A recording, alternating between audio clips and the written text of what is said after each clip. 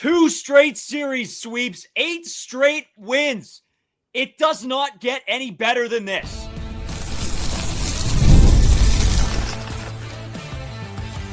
You are Locked On Blue Jays, your daily Toronto Blue Jays podcast. Part of the Locked On Podcast Network, your team every day. Welcome back to Locked On Blue Jays. Thank you for making Locked On Blue Jays your first listen every day. We are free and available wherever you get your podcasts and on YouTube, part of the Locked On Podcast Network, your team every day. Today's episode is brought to you by Monarch Money. Take control of your finances with Monarch Money. Use code LOCKEDONMLB at monarchmoney.com for 50% off your first year. As always, I'm Brayden Wasco. He's Carter First. You can find us on Twitter, Brayden5 Wasco. Carter First, too, as well on our main Twitter account, at Locked On Jays. You can also follow us on Instagram and on TikTok, at Locked On Blue Jays. And if you're new here to YouTube, you guys have been killing it lately. But hit the subscribe button. If you haven't already and you come back, you're going to be following the trade deadline with us and All-Star and this hopefully great Toronto Blue Jays run here. Hit that subscribe button so you stay up to date on everything you need to know. You get your shorts, your videos, your live streams, your podcasts. We do have a live stream date. I don't think we're quite ready to announce the date of that yet, or should we, Carter? I don't know. We haven't really talked about it. We'll leave it for a little bit, but I think by the end of the week for sure we'll have it penciled in. Like I said, I think on the Friday episode, we're 99% sure, but it's more usually your schedule. It's a little bit more unpredictable than mine. Mine is like unpredictable on the weekends. We kind of know internally at least how that's going, but yeah, we're pretty sure that this day is going to work for the people. Going to hold ourselves accountable for that 999 challenge. I mean, it's the least we can do for the amount of grace that the Toronto Blue Jays are giving us right now and just the brand of baseball they're playing. There's just every time I think it might stop, there's a chance the Toronto Blue Jays is baseball. They got to lose one eventually, right? It continues not to happen. You think, oh, maybe George Springer won't hit a home run today, and then it just almost happens every single baseball game. Just so fun to watch, and we're so deserving of this from all the heartbreak that we've gone over in 2021, not making the playoffs, 2022, 2023, having those playoff series the way they went, 2024, the disaster year that we're probably never going to talk about once we get 3 years down the road. It's going to be that forgotten year of baseball. So we've deserved this for a very long time, and that's why if you feel like you're on top of the moon and nothing can go wrong, that's a very good and right feeling to have. Maybe not the nothing can go wrong thing, because things, again, may go wrong for the Toronto Blue Jays, but right now it definitely feels like this team cannot be stopped the way they are playing baseball. No, that's exactly it. Like, I don't know the last time that I've felt this like invigorated to watch a team. And you know what? Even like I brought it up the last time. People like text me now that like aren't avid baseball watchers or Toronto Blue Jays fans, but they're texting me because they're fired up. They're brought into the fandom that is the Toronto Blue Jays because they are such an exciting team to watch. And not just the fact that they're getting wins and getting series wins or sweeps. It's the fact that they're gritty, hard wins that they have to work for. And Carter, I'm so excited that for the second straight series, I get to do this.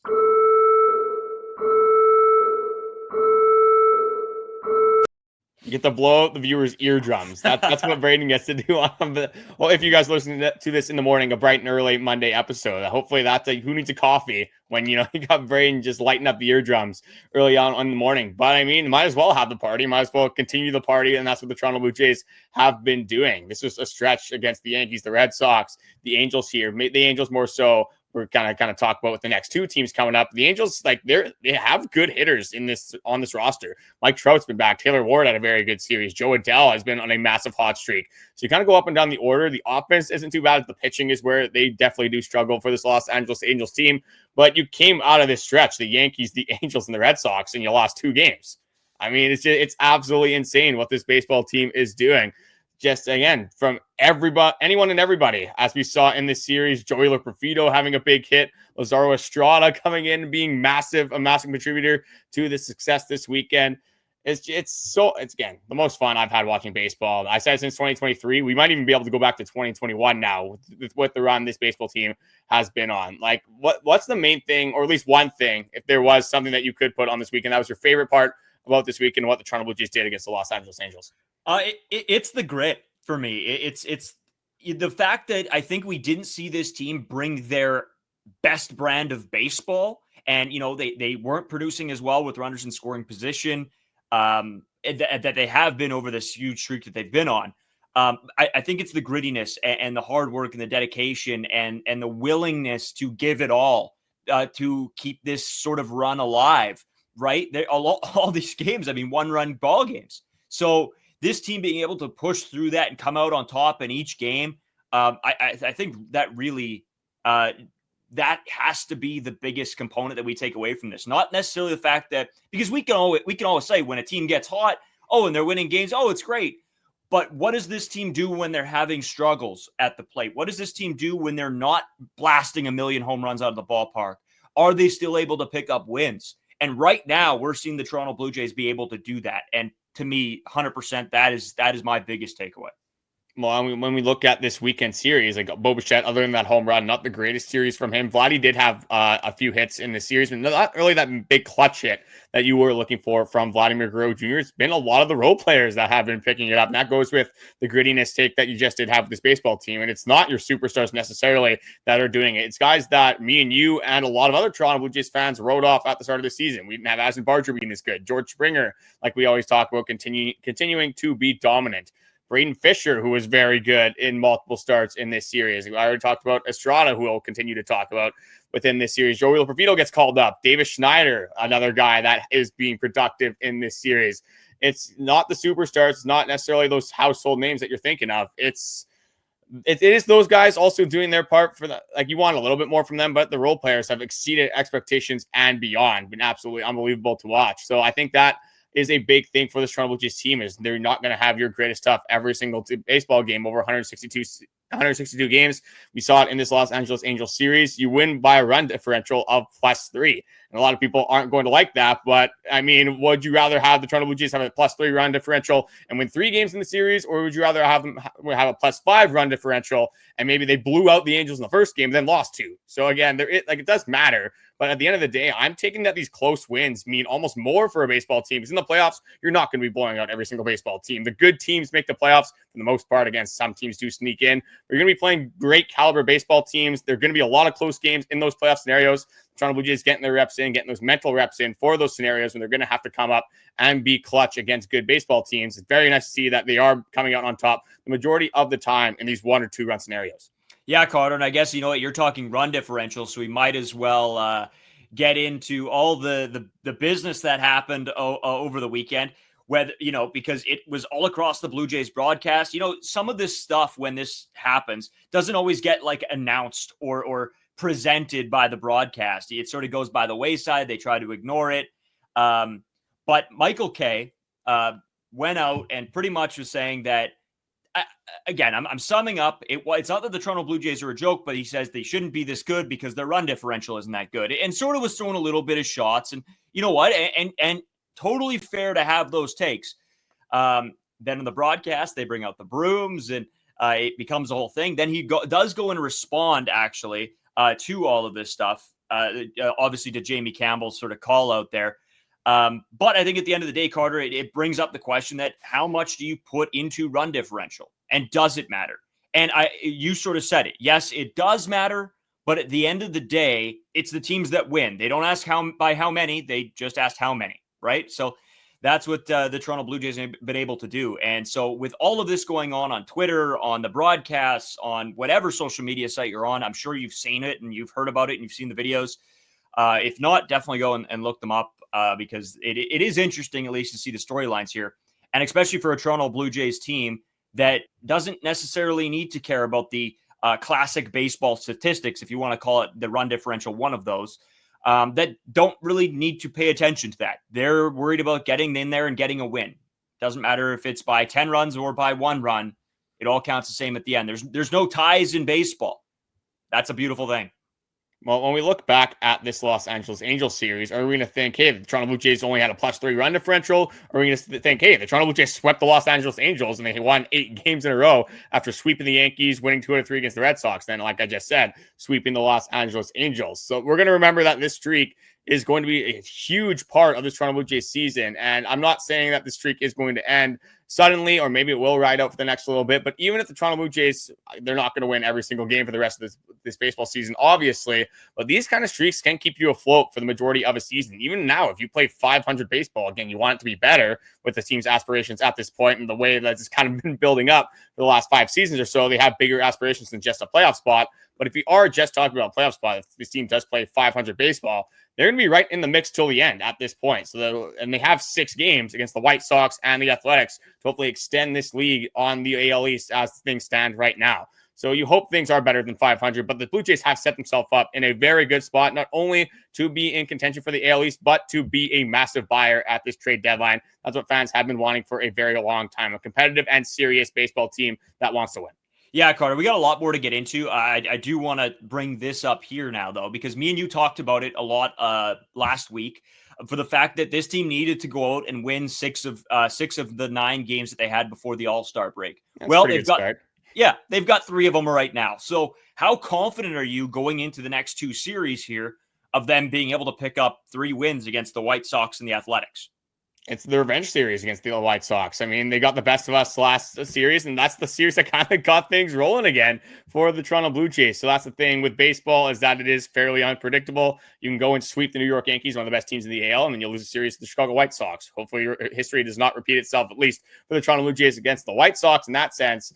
But the way things are going, the way the offense is clicking, the way the starting pitching, we're starting to see a little bit more structure there. Eric Lauer, who we'll get into, was absolutely unbelievable in that start against the Angels. Max Scherzer, again, there's a little bit of unpredictableness there, but Kevin Gausman looked good. You obviously know that you are confident with Jose Berrios and Chris Bassitt if you have been watching him this season. So now you're kind of looking at this rotation. There's for sure 4 spots that you're definitely confident with about 7 bullpen arms that you're confident can go out there and put up a 0 pretty much every given time. So I'm very confident that the Toronto Blue Jays can keep the ball rolling and take advantage of this softer part of the schedule before this All-Star break. Kind of a tough time, actually, for the All-Star break to come when things really haven't been this good for a Toronto Blue Jays team since 2021. You can even go as far back. I've seen a lot of people saying 2015. I can't really argue too much because the vibes are up there. I think this is the highest the vibes have been since that. Like, yeah, I think, just the fashion that they win these baseball games in the streak, coming off of such a disappointing season, I think this is what fans needed to get back into this team. So I could agree with that. I think just from a vibes perspective, this might be the closest to 2015 that I've felt since then. So that's unbelievable. A lot more to talk about. We do want to get into some of the plays that happened over the weekend. We're not going to go full in depth. Obviously, it's 3 games to go over, and there was a million plays that you could talk about, but we'll talk about the big ones. Carter, I know you have a couple questions you want to throw my way before we obviously have a series preview to get into as well. So a lot more to come. Stay with us. We're going to take a quick break and be right back. Today's episode is sponsored by Monarch Money. Ever check your bank account and wonder, where did all my money go? Between dining out, online shopping, and entertainment, it's easy to lose track. That's where Monarch Money comes in, your personal CFO, giving you full visibility and control over your finances. Monarch Money isn't just a budgeting app. It's a complete financial command center. You can track all of your accounts, investments, and spending all in one place, so you'll stop just managing your money and start building wealth. One thing I love about Monarch Money is that I always tell this story when I talk about this ad because it helped me a ton to save and budget my money. Is that I moved out into the city and I had so many fast food options, whether it was Wendy's, A&W, we got Popeyes, so many different options and so much good food at my disposal. So I was just using DoorDash. I was using Skip. I was ordering takeout so often. And while it was good in the moment, in the long-term effects for my bank account wasn't necessarily great with Monarch Money. I realized how much I was spending on that takeout and dialed it down a lot. Obviously, you want to enjoy yourself and have fun and not, completely limit yourself with your spending, but you got to be conscientious of your bank account and your budgeting as well for the future. So you can take control of your finances as well with Monarch Money today. Use code LOCKEDONMLB at monarchmoney.com for 50% off your first year. That's monarchmoney.com, code LOCKEDONMLB for half off your first year.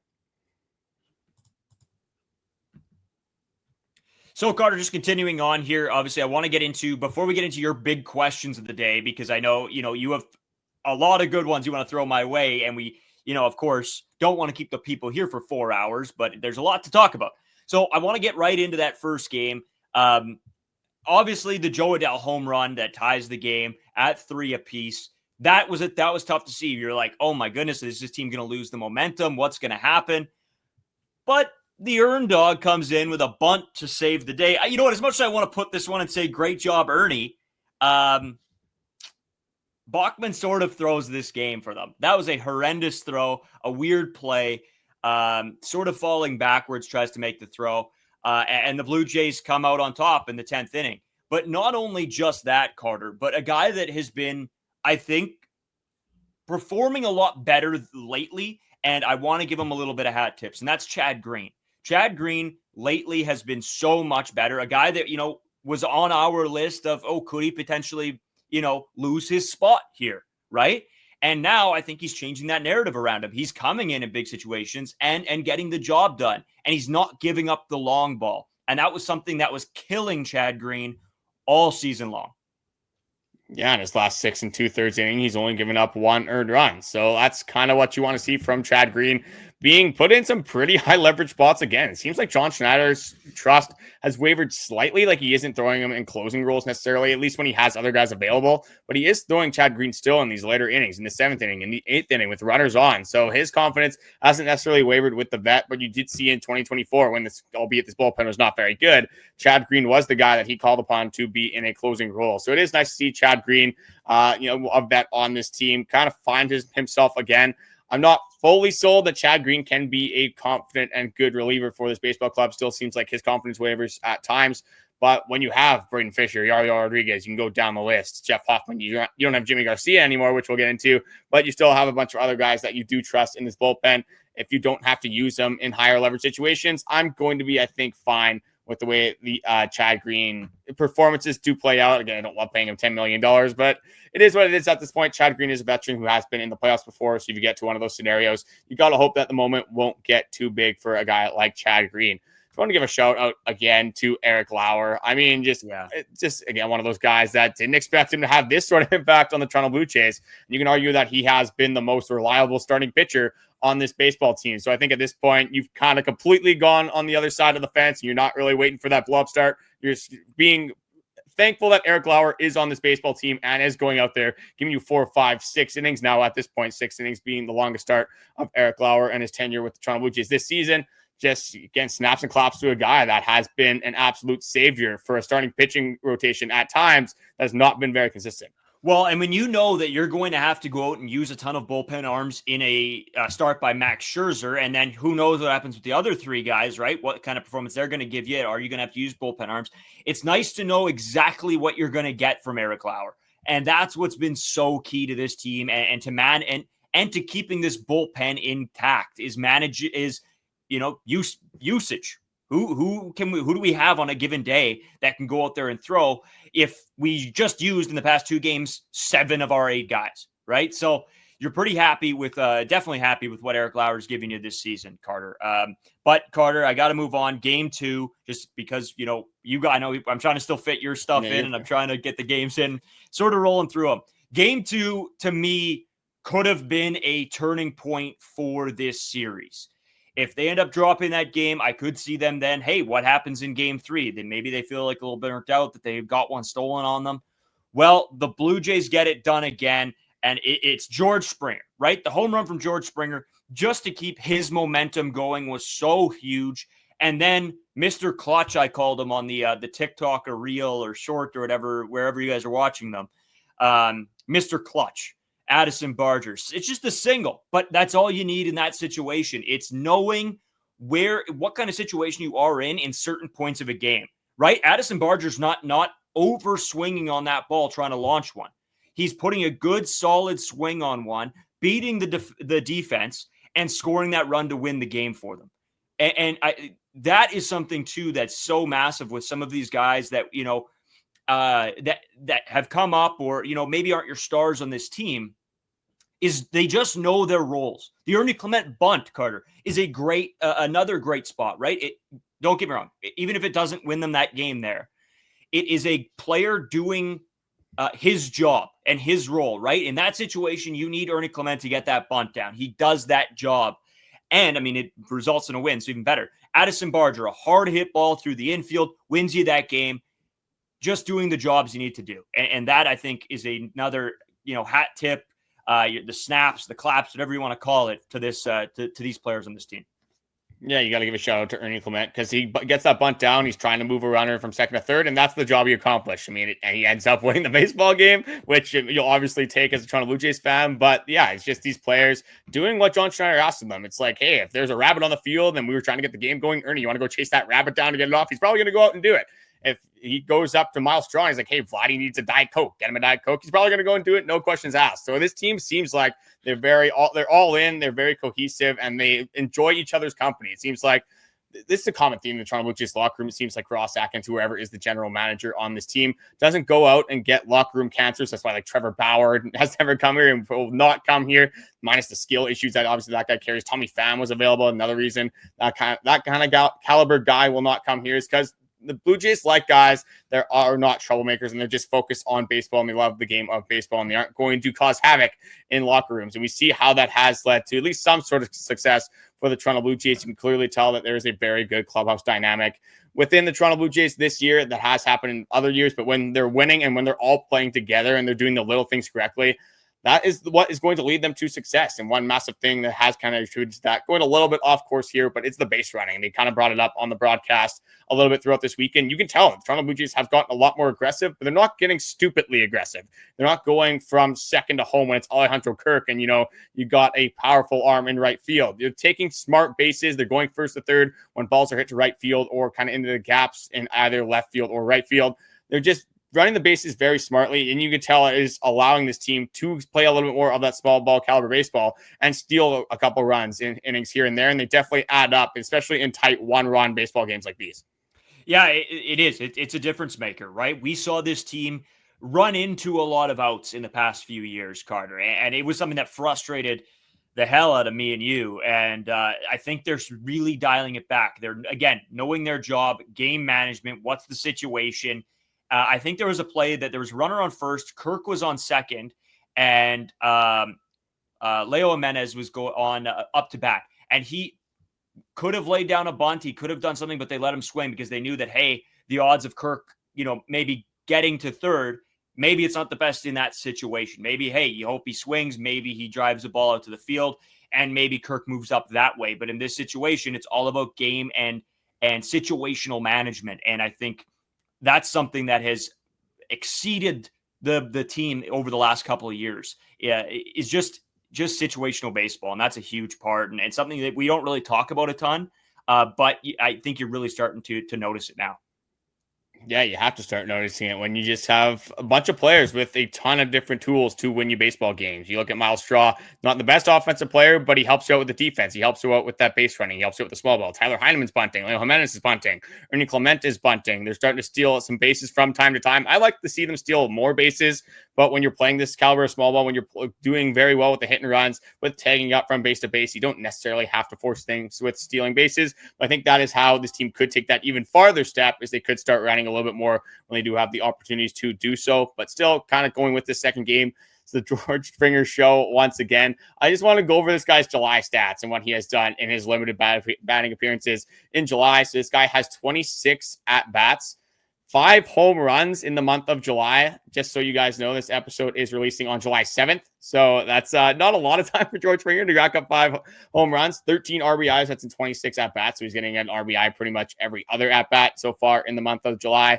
Has a slugging percentage of 1,038. Is that good? You tell me, for an OPS of 1,555. So George Springer having a pretty good month of July, and the summer of George Springer, I think, is fully going through fruition right now, right in front of our eyes. Yeah, man. You know what? Again, not something I expected to happen at the start of this season, but I look back just over the sheer enjoyment that George Springer has brought to me watching baseball games. It is something else. So, yeah, hat tips to George Springer. We can't say enough good things at this point about the guy. So, and I wanted to bring up, Carter, you talked about the attitude of this team and sort of just, whatever, the smiles, the wanting to win, the wanting to be at the ballpark with some of these guys. I think it was said, maybe on the broadcast, it might have been a tweet, I can't remember. But some of the reporters would go in, throughout the day, through the clubhouse, whatever it may be. And guys are just having a good time. They're at the clubhouse. They're playing cards. They're doing whatever. They're just having a good time. They're excited to be there. It's not, show up a couple hours before the game, do your stuff. No, everybody is a unit in there, and that's apparently what it feels like. And you can tell just by watching the games that this is a tight-knit group right now. These are guys that want to play for each other and show up for each other. And that's something great to see. I mean, if it's, hey, one guy being excited. I saw Brayden Fisher jumping up and down during one play, like with some of the teammates. It's George Springer losing his mind in the dugout, getting excited. That's cool things. Like, Carter, did you ever think that George Springer would be jumping up and down, excited after some guy just made a hit, and he turns to Brayden Fisher and gives him a high five? Like that was never on my bingo card here. Yeah, I didn't even have Brayden Fisher on the roster throughout this season. And kind of continuing on with that sentiment, who would have thought that, Lazaro Estrada and Brayden Fisher would combine for 6 innings of one-run baseball to win the Toronto Blue Jays a game in July? It's just absolutely insane. Lazaro Estrada, the 25th ranked Toronto Blue Jays prospect in their system. Guy that hasn't, he's been okay in AAA, but not necessarily blowing the doors off of hitters. And he comes in against the Los Angeles Angels, who, again, have a relatively good offense. They got a few thumpers in that lineup who can do damage, and we have seen that against the Toronto Blue Jays, not only in this series, just the Los Angeles Angels, especially in this recent stretch where they have been playing better baseball. Comes in and is just dominant, gets Mike Trout out a few times, makes Joe Adell look silly on a couple swings. This is the kind of, again, one of the mottos of the Toronto Blue Jays season. It's just, it doesn't matter who it is. They could call up a guy from our beer league slow pitch team, and they could somehow go in there and make outs and advance runners and do whatever they are being asked of. It's just all in one mentality from this team. Is nothing like I've really ever seen of a Toronto Blue Jays team in my lifespan, which is, only 23 years. So that's saying one thing, but just this season feels a whole lot different than other years. I'm not going to go too crazy yet, but I kind of went all in on this team, at least making the playoffs in that St. Louis Cardinals series. I'm not saying I'm going too far over that, but that's one of the questions that I will bring up later on this episode is where are we at with the Toronto Blue Jays team and how real is this actually for the rest of the season? What could this team look like come, the months of September and hopefully some October baseball? But Brayden, is there anything else in that second game that you quickly want to go into, or can we move on to that third game? No, let's get into the third game because I do want to get into your I guess questions. that does end off the walk-off weekend, though. So that is, the Toronto Blue Jays can't walk off every single game in the series. They have to end the fun after 2 games, but they do it in a less fun way and just win, in regular 9 innings. I guess that's fine. Whatever. We'll take a series sweep once again. But continuing on with the good vibes in Toronto Blue Jays land, just another tight baseball game, but it's just fighting and a gritty win that this Toronto Blue Jays team just continues to get. I'm going to start off with this. I'm going to try to quickly go over, just quickly here. Kevin Gausman looks very good. Continuing to get strikeouts in that swing and miss. He has had some command issues. Once again, walking 3 guys in this outing, has had a bunch of walks just recently. It's been like a span of three walks here, 4 walks, had a couple of 1 walks, but you can see that splitter command. Sometimes it's a command issue, and sometimes they're just doing a very good job at spinning on that ball at the bottom of the strike zone. But as good as the Kevin Gausman outing was, I want to talk about a guy that just got reinstated from the IL and make a difference very early on, going with this mentality that it doesn't matter who it is, they're going to go in and be productive, and that's Ryan Burr. Just going in right away. Was a strikeout guy last season, but not as necessarily a guy that we thought we might rely on throughout the season. Goes in his first outing, goes 1 1/3 innings, 3 strikeouts, absolutely dominates opposing hitters in that Los Angeles Angels lineup. The slider is just a disgusting pitch. It's kind of like the Brian Little knuckle curve.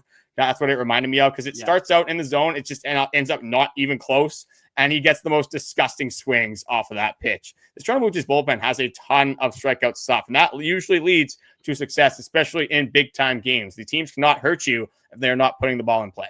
Yeah, no, you got to give Ryan Burr hat tips. I mean, this is a guy that, I think we were more high on, as the season started to progress, and we thought, oh, maybe he can come in and be a little bit of a difference maker. But we weren't sure what that was going to look like because we didn't know exactly what he would bring to the table. Well, first outing, he looks pretty darn good. And a guy that we knew would fit right into this bullpen that is having success right now, Carter. But one more thing I did want to bring up, Carter, it just goes back to Kevin Gausman. And I think what I've noticed, because you brought up, you said the fact that hitters have been able to spit on that splitter a little bit and not really bite at it. Well, now he's utilizing the low fastball a little bit more. It's not just up in the zone, right? Once in a blue moon, he'll toss that low fastball to because he knows guys might wait on that splitter. So he's going to throw that low fastball and try to catch people off guard. And that's what I saw from this start that I found really, really interesting about Kevin Gausman. This is a veteran pitcher that now knows how to make adjustments. And that's exactly what we've talked about with Kevin Gausman all year is, hey, You got to be able to go out there and do that. You got to be able to go out there and bring something new to the table. Otherwise, you're going to get beat up on. But he's done a really good job of being able to bounce back from maybe a tough stretch, figure something out, and then, get back on the horse a little bit. We're at the point now with Kevin Gausman, with Jose Berrios, where things will be fine for the regular season, but I think a lot of this will rely on how good can Kevin Gausman be in those big scenarios. Say this team makes the playoffs, Kevin Gausman is going to be starting playoff games. Jose Berrios probably will be starting playoff games. So it's not as much in the short term, but it is in the long term. How consistent can these guys be, and can we trust them in a big playoff series that can hopefully lead to some sort of playoff success for this Toronto Blue Jays team? Because we haven't had really any playoff success since 2016. I got one quick thing about Ryan Burr that I want to get into, and then we'll go into some injury updates. But it's one of the things with Ryan Burr, I think one of the reasons we haven't necessarily been talking about him as much recently. Same with Alek Manoah. We haven't really been talking about him as much recently is because you do have Eric Lauer in that starting rotation to kind of provide it some stability. And look at the bullpen. You didn't necessarily need Ryan Burr to rush back. You did have Brayden Fisher, Yariel Rodriguez, Jeff Hoffman, Nick Sandlin, all of these guys contributing on this Blue Jays ball club. Mason Fluharty for the most, up to this point, the most of this season. Obviously, the last couple of weeks have not been very good, but you've been getting a lot of production from guys that you didn't necessarily expect in this bullpen. So you didn't need to kind of sound the alarm, Ryan Burr, we really need you back to be thrown into high leverage situations. They have this ability now to ease him in, throw him in the 6th inning, throw him in the 7th inning, give him those clean innings. He couldn't even go against the bottom of the order to help to get that confidence up. So they're just in a very good spot, really in all facets. I guess other than the starting pitching, they can still use some help there. But with bullpen and the offense, they're in some pretty good spots, especially offensively when you don't have Daulton, Varsho, and Anthony Santander. But there has been a couple of injuries that we need to talk about on this Toronto Blue Jays ball club. One of them we're going to kind of quickly go over. The other one we have to talk about in a little bit more of depth. So I'll go over the first one. I'll throw the second one over to you. But Andres Gimenez is rounding second base early on in this series and does leave the game with a ankle sprain, is put on the 10-day IL. This was a re-aggravation from earlier on in this week. Andres Gimenez did miss a game earlier on. So I think a little bit of precautionary stuff here, throwing Andres Gimenez back on that IL. And I kind of said this when I wasn't talking very highly of Andres Gimenez. When you have now Leo Jimenez, not as much Leo Jimenez, but when you have Ernie Clement, who can do very similar things, if not better offensively, as Andres Gimenez, it's not necessarily the worst injury to have. It does open up a few roster spots for some other guys on this Toronto Blue Jays ball club. But we'll go into the second one. Just getting this guy back, and I am thankful that it's not an arm injury. So when this happened, I'm like, oh no, like this sucks, obviously, but what happened? I didn't see anything in the baseball game that happened to Yimi Garcia. That is who we're talking about. Brayden, I'll throw it over to you to kind of enlighten the fans who haven't heard about what happened to Yimi Garcia over the weekend. Yeah. So Yimi, obviously, he was doing a little bit of just rehab after pitching. A lot of the guys use the hot and the cold tubs, and they get in and out and back and forth a little bit. And that's how they utilize that kind of stuff. Well, Yimi, I guess, didn't see a puddle or something and slipped getting out of one of the tubs and sprained his ankle. So Yimi Garcia is now back on the IL. Yeah, not great. Not great whatsoever. He's kind of joining the clubs of like Bichette rolling his ankle on a ball in batting practice or before the game in his pregame routines. Joey Votto's life ended when he stepped on a bat in batting practice. So Blue Jays recently in the last year and a half have not had a lot of fun, whether it's the pregame routines, whether it's warming up. Like, we have to go on a warm-up boycott. This team just have to kind of raw dog it and go into the game without hitting at all, without swinging a bat, without throwing a baseball. Maybe that will lead to more injuries, but they can't have more injuries than what they're having right now, just off of random things. Like, eventually we're going to find out that, somebody was walking down the dugout steps and then they're going to sprain their ankle, or John Schneider is going to try to give a guy a high five and step on his big toe and break the big toe or something like that. It's just the amount of injuries that this team has had from unorthodox things is just a little bit ridiculous. For when a lot of things are going well, this would be the 1 year with stuff like this is going to happen. Yeah, you just got to be careful where you're walking. Things pop out of the ground randomly, I guess, and they can bite you. So you got to be careful. You got to always be looking down. Some people say, you got to always be looking forward. I say you always got to be looking down, especially when you're a baseball player. Anyway, John Schneider might have to make the boys like obstacle courses or something, so they're always just dialed in just in case there's something randomly on the ground. All these guys have kids. Like, they should have some blocks that are on the ground at their house, maybe some Legos, some toy cars. Like, they got to be alert. Like, for the most part, I know there are some young guys on this team as well, but especially from these older guys. I don't know if Jimmy Garcia necessarily has kids. I thought he might be one that had kids. We have to fact check that. You guys might know in the comment section, but this guy's got to have some sort of track record with, at least looking where he's walking a little bit. That's one of the first things that at least my parents taught me, but maybe they weren't teaching me the right things because I'm not a professional baseball player pitching for the Toronto Blue Jays. But we do have a bunch more to get into. I got one question for Brayden, and then we got an important Chicago White Sox series to go over. So that is coming up next on this episode of Locked On Blue Jays.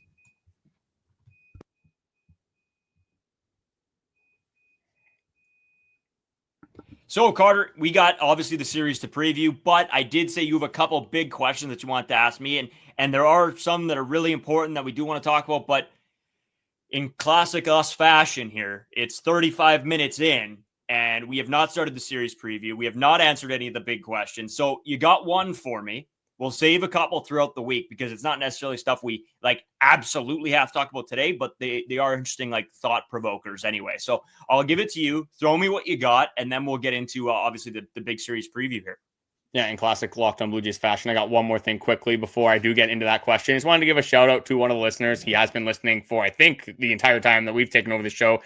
I'm pretty sure your name is Eric. You know for sure, Brayden. It's Ishep that always is in our comment section. Pretty sure your name is Eric. Correct me if I'm wrong. Again, we'll see you in the next morning, obviously, when this podcast does come out. But credit to this guy because he commented on your short and said, hey, it must be tough over the weekends because there is a ton to talk about, especially when this baseball team is playing good. And yes, there's a bunch of things that we weren't able to talk about because we could have been talking about this baseball team for the next 5 hours. As much as some people might like that, a lot of guys be like, hey, I'm going to just absolutely blow my brains out listening to these guys. I cannot handle it anymore listening to the tone of these guys' voices. And the second thing is he was one of the first guys, one of the only guys that kind of got back in on this Toronto Blue Jays team being good for 2025. So shout out to Eric. For being in the comment section, following along, and just having some pretty good takes that we're always looking to see, especially when we do post our podcast, always looking for the fan perspectives, whether you're an absolute diehard fan like Eric is, like we are, or if you're just kind of one of the more casual, throwing on baseball games when you do have the option to, because this summer it is busy. It's definitely hard to watch every single Toronto Blue Jays baseball game, sorry. But looking at the questions I do have, I have 3 drawn up here. I can only ask one. The other 2, I think, will get brought up throughout the week. So I'm going to focus on this one, the one switch that the Toronto Blue Jays have made. Bichette not playing at all in the New York Yankees series. We have seen a little bit of a lineup change with Bichette not getting thrown back into that number 1 spot, has been slotted in the cleanup spot for this Toronto Blue Jays team. What we have been seeing, I think, is the plan maybe moving forward, especially how good George Springer has been playing, is say it's a right-handed pitcher. I think you're going to have Nathan Lucas in that leadoff spot, followed by George Springer, Vladimir Guerrero Jr., Bichette. The rest will kind of take care of itself. And then against a left-handed pitcher, the exact same thing, except you have Ernie Clement going against those left-handed pitchers. How are you feeling about that batting order? Do you think that is a recipe for long-term success, or do you want to see Bichette getting those at-bats back at the top of the order?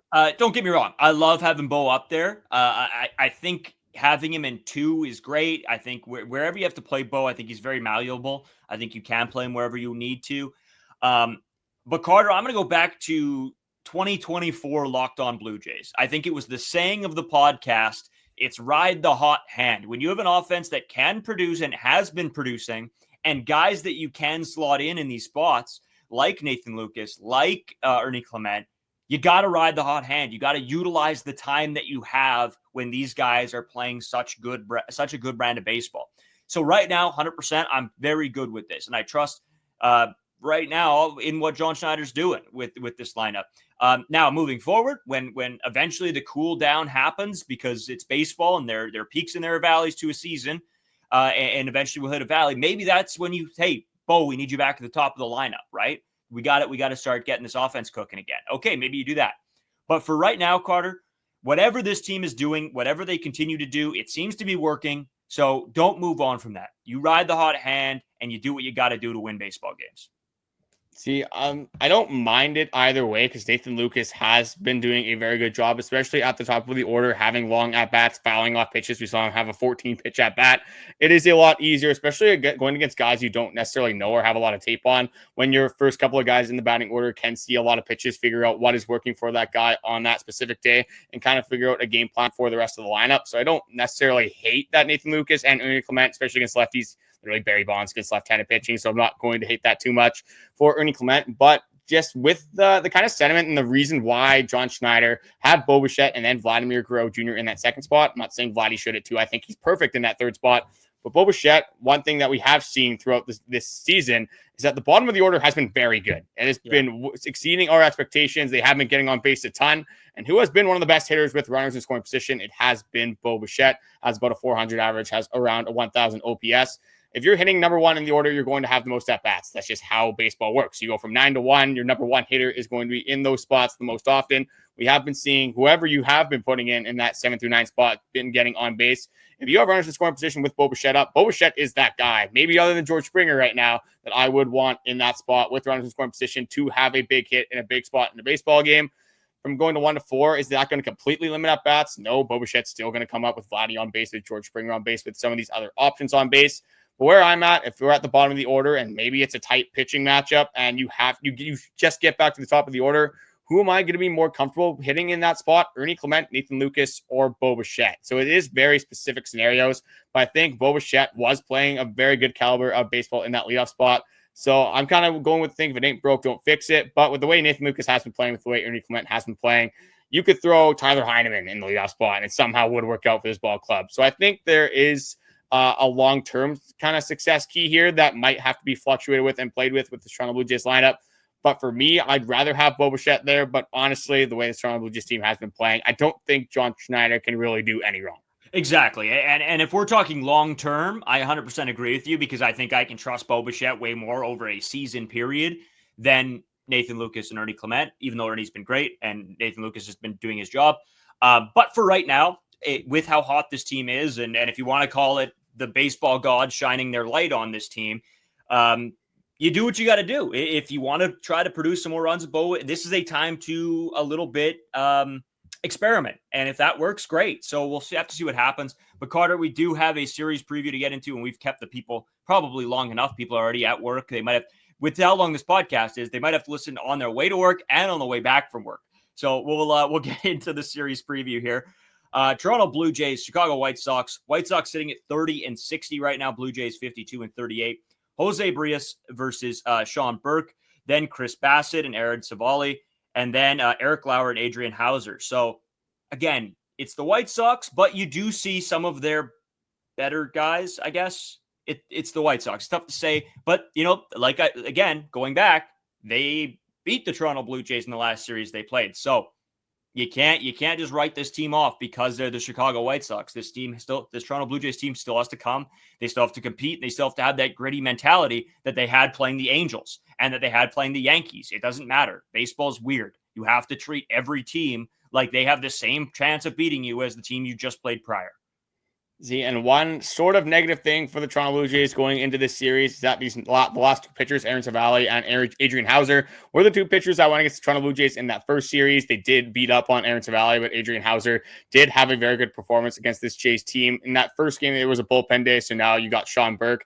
If you're looking at the way these pitching matchups do kind of fold out, you can't lose a season series to the Chicago White Sox. I don't care how good this baseball team is. You lose the series to the Chicago White Sox, a season series, especially the Chicago White Sox, I'm not going to be a very happy fan. So if you do go 2-1 against this White Sox team, that does put you on pace for our 6-3 that we wanted in this 9-game stretch. Now I kind of want 7-2, but I'm not going to get too greedy. 6-3 is something that I'd definitely still be comfortable with. I don't even think you wait until that third game. If you do sweep another series, oh my God, it'll be even more on top of the world. I don't think things can get better, but they might continue to do that. I think you got to win the first two games of the series if you do lose one against the Chicago White Sox. Again, it is still baseball. It's tough to not go completely over the top and expect the Toronto Blue Jays to win every single baseball game. That's the way it has been going recently, but I'll be completely happy with 2 out of 3 from this White Sox ball club. Yeah, you're going the first two. I'm actually going 1-3, and that's just for the fact that I have a ton of faith in Eric Lauer right now, especially against the White Sox team. And I think Jose Berrios is going to eat in game one. I think that, if whatever the over is or whatever strikeout totals for Jose Berrios, I actually don't hate taking that. I might take him at over 5 or whatever it is, 5+, 6+, whatever it may be. I might hammer that because I think he could take advantage here. But let us know what you guys think. 6 games remaining before the All-Star break. How do you feel the Toronto Blue Jays can do? We want your thoughts and opinions on everything we talked about today. There was an absolute mountain of stuff we talked about. So, again, let us know your comments. We love hearing from you guys. especially some of the takes lately. We love hearing how excited you guys are about how great this team is doing. Tell us a story in the comment section too. Have you seen your friends and your family get more engaged with this ball club over the past little bit here because they're doing so well? Is it bringing the fans back in? We want to hear from you guys as well. I mean, we can tell because we've gotten some new subscribers and some new people commenting on the videos. So we can tell that it's bringing in more fans, but from, your perspective, we want to hear that as well. Carter, before we kick out of here for the day, I guess, anything else? It's a very exciting time to be a Toronto Blue Jays fan. And say something does not go well in your day. Maybe you spill your coffee. Maybe you miss your morning meeting. Just look at the standings. Go to the MLB app. Go to the Score app, ESPN, whatever you do end up using, and just look at those AL East standings, and you'll see that the Toronto Blue Jays are 3 games ahead of the Tampa Bay Rays and the New York Yankees for first place in the AL East. We haven't gotten to say that for a very long time, and I'm enjoying every single second of it while we do have it. So I encourage you guys to do the same thing. Probably the most fun I've had watching the Toronto Blue Jays in a very long time. I think for sure since 2021, the argument still stands that could be since 2015. So might as well continue on this journey, continue on. Hopefully not as much of a roller coaster ride. Hopefully it's just, kind of the flat prairies that we can just kind of continue to drive through like we're in the streets of Winnipeg where me and Brayden do live and are producing this podcast. So I just wanted to say thank you guys for watching wherever you are watching, whether it's on YouTube, Apple Music, Spotify, or those other podcasting platforms. We appreciate every single one of you, and we will talk to you guys again tomorrow.